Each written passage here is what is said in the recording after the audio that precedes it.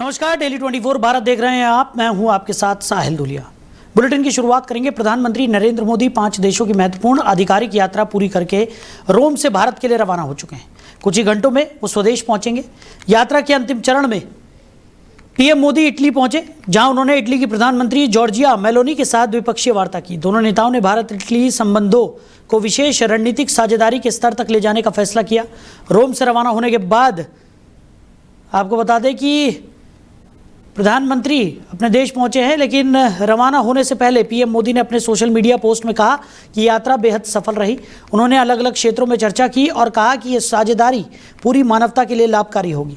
उन्होंने प्रधानमंत्री मेलोनी और इटली के लोगों को दोस्ती और सहयोग के लिए धन्यवाद दिया। विदेश मंत्रालय ने बयान जारी कर बताया कि यात्रा से भारत इटली विशेष रणनीतिक साझेदारी को नई गति मिली है और कई क्षेत्रों में द्विपक्षीय सहयोग और गहरा हुआ है। प्रवक्ता रणधीर जायसवाल ने बताया कि संबंध और मजबूत हुए हैं। प्रधानमंत्री मोदी इस यात्रा में यूएई, नीदरलैंड, स्वीडन, नॉर्वे और इटली गए थे। यह दौरा भारत की वैश्विक कूटनीति और रणनीतिक साझेदारियों को मजबूत करने में अहम कदम माना जा रहा है। तो पाजू, दक्षिण कोरिया में केंद्रीय रक्षा मंत्री राजनाथ सिंह ने कोरियाई युद्ध स्मारक का अनावरण किया और वहां पुष्पांजलि अर्पित की। उन्होंने कहा कि कोरियाई युद्ध के 75 साल पूरे होने पर यह स्मारक उन वीर सैनिकों को श्रद्धांजलि है जिन्होंने इस इलाके में शांति के लिए अपने प्राणों की आहुति दी।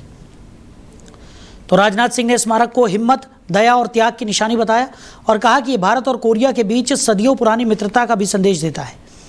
उन्होंने याद दिलाया कि 7 दशक पहले जब कोरियाई प्रायद्वीप युद्ध की त्रासदी में घिरा हुआ था, भारत ने अपनी एकता और जिम्मेदारी निभाई थी। इस अवसर पर रक्षा मंत्री ने भारत और कोरिया के बीच स्थायी शांति और सहयोग के महत्व पर भी जोर दिया। उन्होंने कहा कि यह स्मारक आने वाली पीढ़ियों को वीरता और मानवता की सीख देगा और दोनों देशों के बीच मित्रता और सहयोग को और मजबूत करेगा।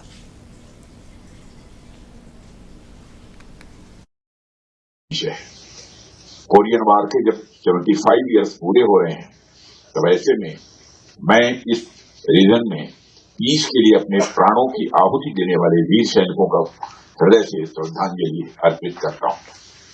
यह स्मारक करेज का सिंबल है, यह स्मारक कंपैशन का सिंबल है, यह स्मारक सैक्रिफाइस का सिंबल है। साथ ही यह स्मारक भारत और कोरिया की जनता के बीच सदियों की मित्रता का भी संदेश दे रहा है। आज से 7 दशक से भी पहले जब कोरियन पेनिनसुला युद्ध की त्रासदी में घिर गया था, तब भारत ने ह्यूमैनिटी के प्रति अपना दायित्व बखूबी निभाया। शांति और सेवा के आदर्शों से प्रेरित होकर भारत ने अपनी 60 पैराफील्ड एम्बुलेंस यूनिट के माध्यम से इस वार में योगदान दिया। वहीं पश्चिम बंगाल में खुले में नमाज और कुर्बानी को लेकर सियासी माहौल गरमाया हुआ है। आम जनता यूनियन पार्टी के अध्यक्ष हुमायूं कबीर ने भाजपा और नेता शुभेंदु अधिकारी पर तीखा हमला बोलते हुए कहा कि मुस्लिम समुदाय कुर्बानी के मुद्दे पर किसी भी तरह का समझौता नहीं करेगा। उन्होंने कहा कि संविधान का सम्मान जरूरी है, लेकिन धार्मिक परंपराओं के अनुसार कुर्बानी जारी रहेगी। हुमायूं कबीर ने चेतावनी देते हुए कहा कि आग से मत खेलो और अगर कुर्बानी पर रोक लगाने की कोशिश की गई तो स्थिति और बिगड़ सकती है। उन्होंने दावा किया कि समुदाय अपने धार्मिक अधिकारों को लेकर अडिग रहेगा। उन्होंने ये भी कहा कि अगर ईद की नमाज के लिए बड़े पैमाने और बड़े मैदान की व्यवस्था नहीं की गई तो लोग सड़क पर नमाज पढ़ने को मजबूर होंगे। वहीं दूसरी ओर भाजपा नेताओं ने सड़क पर नमाज के विरोध को तुष्टीकरण के खिलाफ बताते हुए कहा कि कई देशों में भी सार्वजनिक स्थानों पर ऐसी प्रथाओं पर रोक है। इसी बीच पश्चिम बंगाल सरकार ने बकरीद से पहले एक सार्वजनिक नोटिस जारी कर बिना फिटनेस सर्टिफिकेट के गाय, भैंस और अन्य पशुओं के वध पर सख्त प्रतिबंध दोहराया है। नियमों के उल्लंघन पर 6 महीने तक की कैद और जुर्माने का प्रावधान रखा गया है।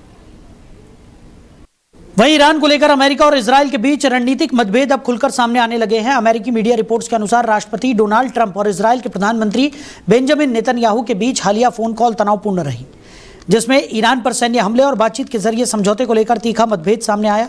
रिपोर्ट्स के मुताबिक नेतन्याहू ईरान की सैन्य और परमाणु क्षमता को कमजोर करने के लिए दोबारा सैन्य कार्रवाई के पक्ष में है, जबकि अमेरिका फिलहाल कूटनीतिक समाधान को प्राथमिकता दे रहा है। फोन कॉल के बाद नेतन्याहू के असंतुष्ट और आक्रोशित होने की खबरें सामने आई हैं। बताया जा रहा है कि ट्रंप प्रशासन ने कतर, यूएई और अन्य अरब देशों की अपील के बाद प्रस्तावित सैन्य कार्रवाई को फिलहाल रोक दिया है।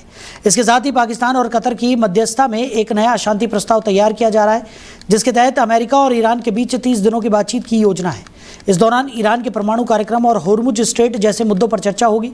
हालांकि इजरायल इस प्रक्रिया को लेकर आशंकित है और उसका मानना है कि ईरान बातचीत का समय खींचकर अपनी स्थिति मजबूत कर रहा है। यही कारण है कि इजराइल फिर से सैन्य विकल्प पर जोर दे रहा है। वहीं राजस्थान में कांग्रेस नेताओं और कार्यकर्ताओं ने नीट यूजी 2026 पेपर लीक मामले को लेकर भाजपा मुख्यालय की ओर विरोध मार्च निकाला।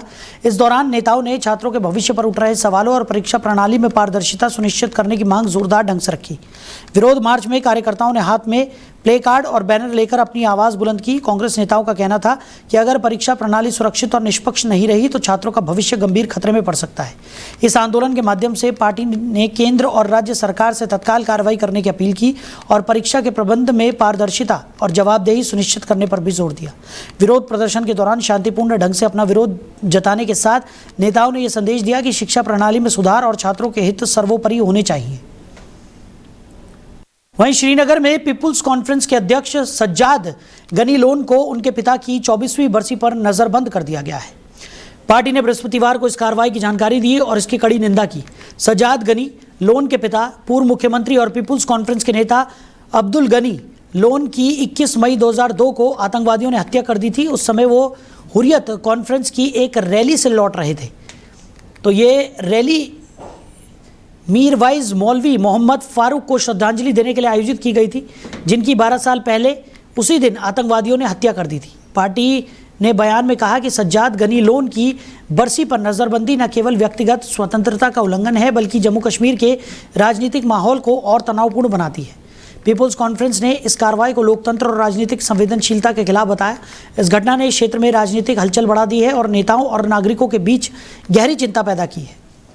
वहीं नोएडा में एक अधिवक्ता को जान से मारने की धमकी मिलने का मामला सामने आया है। मारपीट और हमला मामले के गवाह अधिवक्ता आशीष शर्मा को अज्ञात नंबर से कॉल और व्हाट्सएप मैसेज के जरिए धमकियां दी गई है।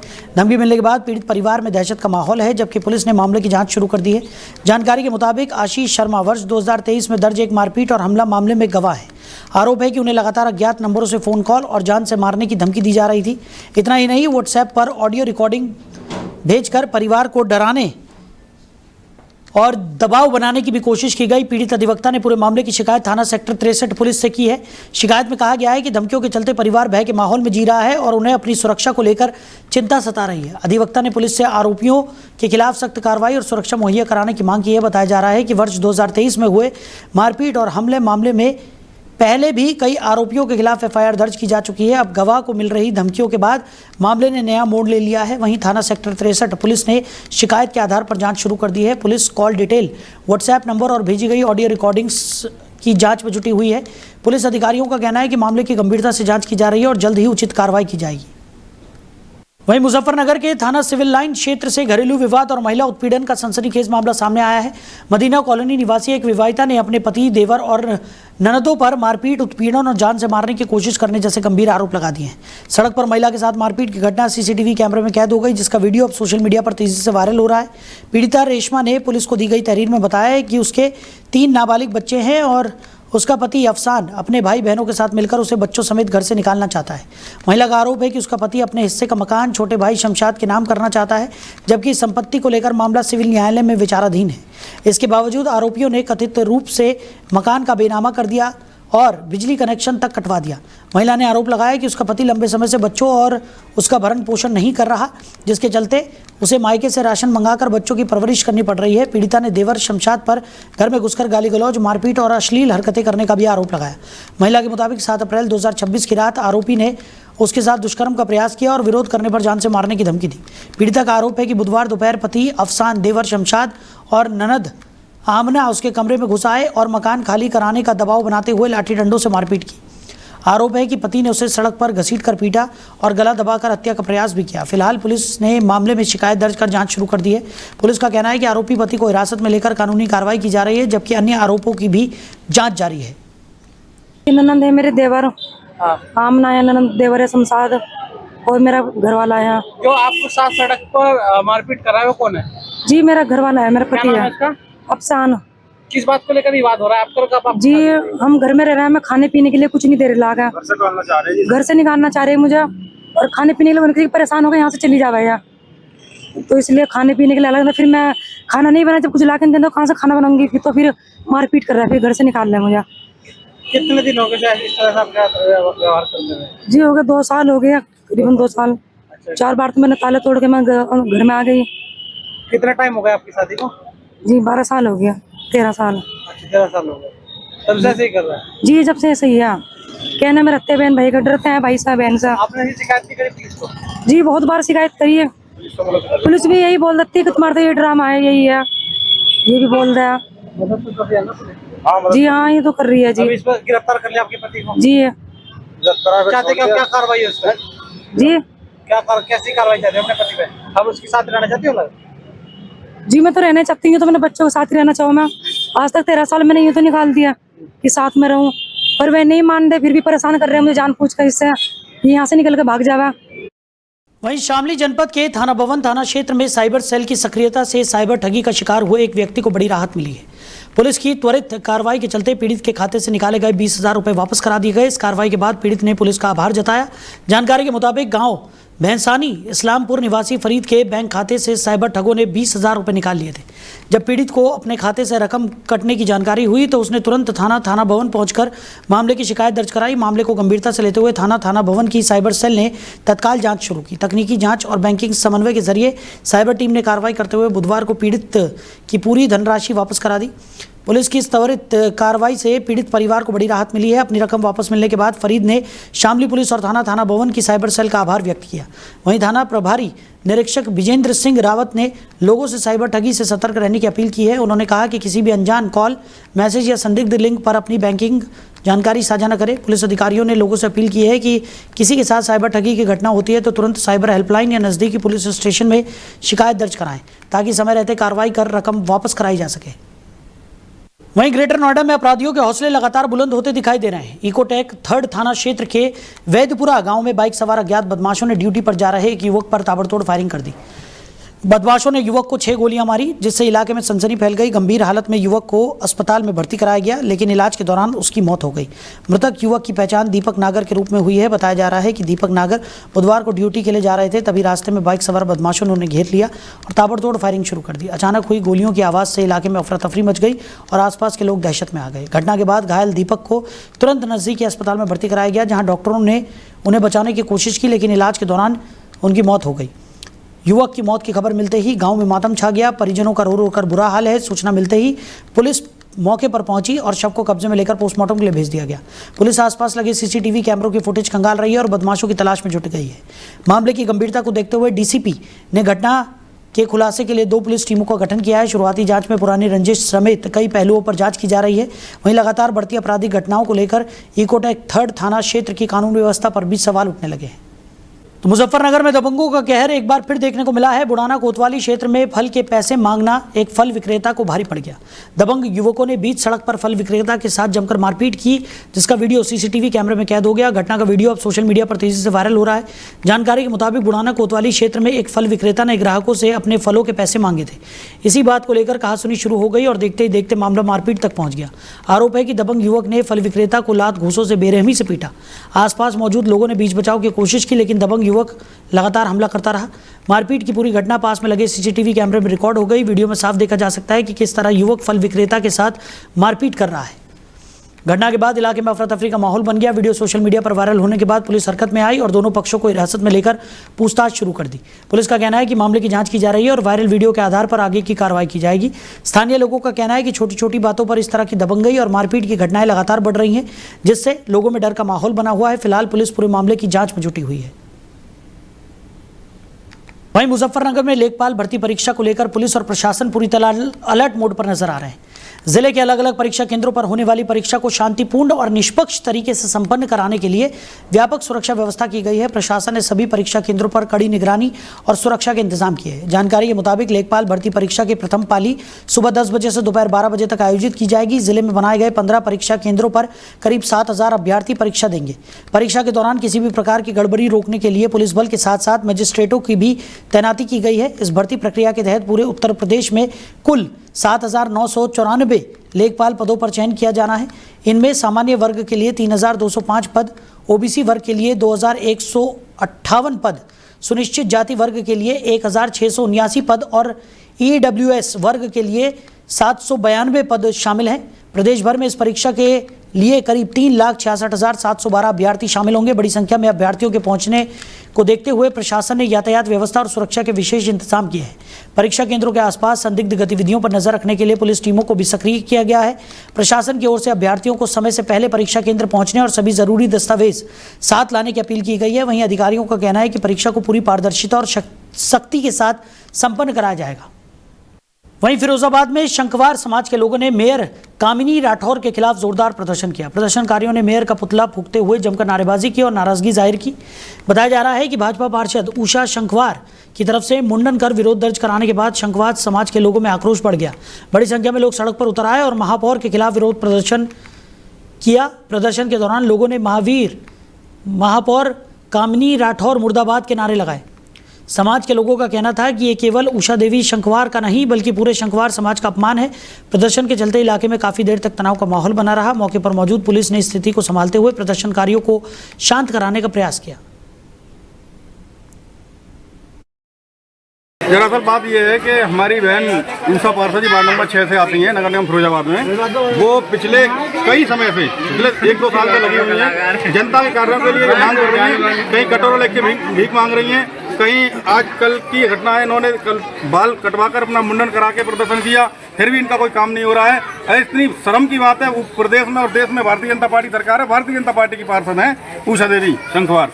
मैं कहना चाहता हूँ कि ये अपमान इनका ही नहीं पूरे कोरी समाज का अपमान है और आज हमारे कोरी समाज का अपमान हम लोग कतई बर्दाश्त नहीं करेंगे और आने वाले समय में हम इनको ईंट का जवाब पत्थर से देंगे। दरअसल बात ये वहीं बदायूं में हुए सनसनीखेज लूटकांड के बाद बरेली रेंज के पुलिस उप महानिरीक्षक अजय साहनी ने घटनास्थल का निरीक्षण किया। उन्होंने अधिकारियों को मामले का जल्द खुलासा करने और बदमाशों की गिरफ्तारी के सख्त निर्देश दिए। बताया जा रहा है कि इस्लामनगर थाना क्षेत्र की नई बस्ती में बदमाशों ने एक घर में घुसकर दंपति समेत 6 लोगों को बंधक बना लिया था। तमंचे के बल पर बदमाशों ने पूरे परिवार के साथ मारपीट की और करीब 5 लाख रुपए की लूट को अंजाम दिया। घटना के दौरान बदमाशों ने परिवार के लोगों को बेरहमी से पीटा, जिससे सभी घायल हो गए। घायलों का इलाज जिला अस्पताल में चल रहा है। वारदात के बाद इलाके में दहशत का माहौल बना हुआ है। लगातार बढ़ रही लूट की घटनाओं को लेकर पुलिस प्रशासन भी सख्त नजर आ रहा है। अधिकारियों का कहना है कि पुलिस टीमों को सक्रिय कर दिया गया है और जल्द ही मामले का खुलासा किया जाएगा। ये रात में घटना हुई थी थाना इस्लामनगर में, जिसकी सूचना मिली थी। एसएसपी बदायूं के साथ घटनास्थल का हम लोग गए थे, उसका निरीक्षण किया है और जहां घटना हुई थी वहां लोगों से बातचीत की है। इसमें जो संबंधित धाराएं हैं उसमें एफआईआर पंजीकृत की गई है और टीमें गठित कर दी गई हैं। 5 टीमें गठित की गई हैं। इसमें कार्रवाई हो रही है और जल्दी इसका अनावरण किया जाएगा। बाकी सभी से बातचीत कर ली गई है और सारे तथ्य इसके देखे गए हैं, तो सारी चीज़ें समझ के उसके अनुरूप जो कार्रवाई है वो कराई जा रही है। ये रात में घटना हुई। वहीं बलरामपुर जनपद के विकासखंड हरैया सतघरवा क्षेत्र के बरहवा गांव में बना सामुदायिक शौचालय करीब 5 साल बाद भी शुरू नहीं हो सका है। ग्रामीणों का आरोप है कि शौचालय का निर्माण तो करा दिया गया, लेकिन आज तक उसका संचालन नहीं कराया गया। ग्रामीणों का कहना है कि शौचालय बंद होने के कारण लोगों को मजबूरन खुले में शौच के लिए जाना पड़ रहा है। इससे गाँव की महिलाओं, बुजुर्गों और बच्चों को काफ़ी दिक्कतों का सामना करना पड़ रहा है। स्थानीय लोगों ने बताया कि सरकार स्वच्छता अभियान को लेकर लगातार जागरूकता फैला रही है, लेकिन ज़मीनी स्तर पर व्यवस्थाएं बदहाल है। बंद पड़े शौचालय के कारण गांव में स्वच्छता व्यवस्था भी प्रभावित हो रही है। ग्रामीणों ने प्रशासन से मांग की है कि सामुदायिक शौचालय को जल्द शुरू कराया जाए ताकि लोगों को राहत मिल सके और स्वच्छता व्यवस्था भी बेहतर हो सके। वहीं कौशाम्बी के पश्चिम शरीरा थाना क्षेत्र में पुलिस कर्मियों पर दबंगई के आरोप लगने के बाद मामला चर्चाओं में आ गया है। एक ठेला संचालक ने आरोप लगाया कि चौकी इंचार्ज और उनके हमराही ने चाट खाने के बाद पैसे नहीं दिए और विरोध करने पर धमकी दी। पीड़ित का कहना है कि वो गांव में ठेला लगाकर अपने परिवार का पालन पोषण करता है। आरोप है कि 17 मई की शाम करीब 6 बजे आषाढ़ा चौकी इंचार्ज शुभम सिंह और हमराही नितेश तिवारी उसके ठेले पर पहुंचे। चाट खाने के बाद जब रुपए मांगे गए तो दोनों ने पैसे देने से इनकार कर दिया। पीड़ित ने आरोप लगाया कि रुपए मांगने पर उसे ठेला समेत जेल भेजने की धमकी दी गई। घटना के बाद ठेला संचालक ने पुलिस अधीक्षक से शिकायत कर न्याय की मांग की। मामले को गंभीरता से लेते हुए एसपी ने जांच के आदेश दिए हैं। पुलिस क्षेत्र अधिकारी को पूरे प्रकरण की जांच सौंपी गई है और जांच रिपोर्ट के आधार पर आगे की कार्रवाई की बात कही जा रही है।